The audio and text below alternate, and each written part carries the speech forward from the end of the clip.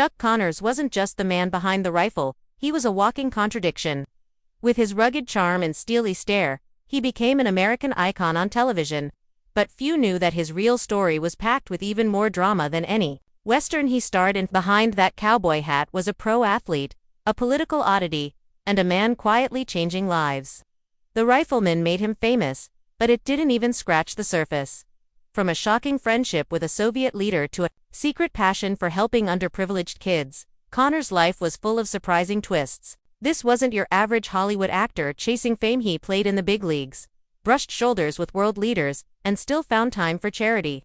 His legacy isn't just a role on TV, it's a reminder that sometimes the most interesting stories are the ones we never saw on screen. Long before Hollywood came calling, Chuck Connors was a kid named Kevin Joseph Aloysius Connors growing up in Brooklyn. The dusty plains of the Old West were worlds away from the gritty streets where he honed his athletic skills. Towering at 6'5", he wasn't just tall, he was a natural-born athlete, and his raw talent didn't go unnoticed. He wasn't chasing the spotlight back then. He was chasing baseballs and basketballs and catching both. Connors achieved what most athletes only dream of. He went pro in not one, but two major sports. He played baseball for the Brooklyn Dodgers and Chicago Cubs, and basketball for the Boston Celtics during the early days of the NBA. Only a handful of people in history have pulled that off, but despite his elite performance on the field and court, destiny had other plans. Hollywood wasn't even on his radar until fate took the wheel. Chuck Connors didn't set out to become a TV legend. Acting came almost by accident. Brief film appearance. Casting agents were drawn to his strong presence and natural confidence, but when he was offered the lead role in The Rifleman, he hesitated.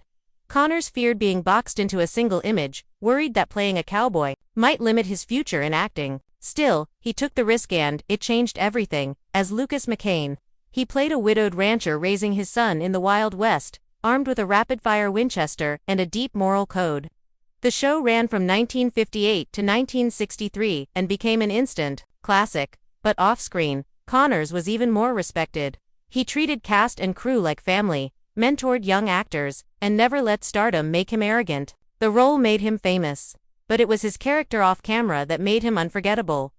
While Connors came across as steady and composed on screen, his personal life told a more tangled story.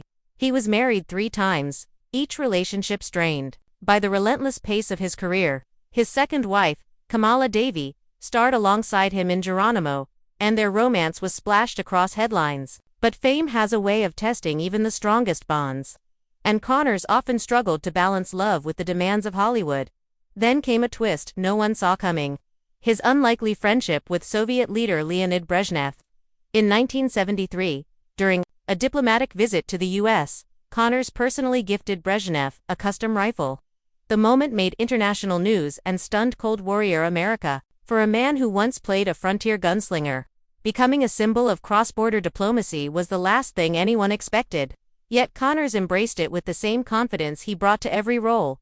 While Chuck Connors thrived in the limelight, some of his most meaningful work happened far from the cameras. He quietly dedicated years to helping underprivileged children, veterans, and anyone who needed a hand.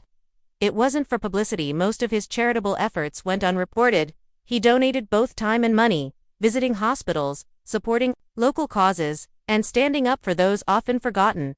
His compassion extended beyond people. Connors had a deep respect for animals and supported wildlife conservation efforts throughout his life. Despite his fame, he never got lost in the Hollywood machine. He preferred the simple things: time with his children, community work, and the outdoors.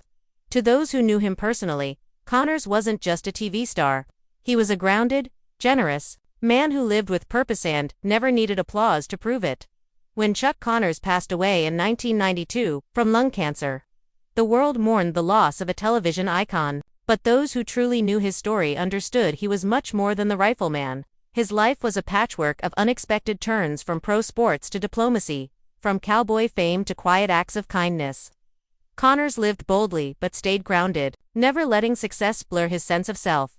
He left behind a legacy that defied stereotypes, a towering figure who could shoot straight on screen and speak softly in real life. Whether he was gifting rifles to world leaders or lifting up the forgotten, Connors showed that a real hero doesn't need a script.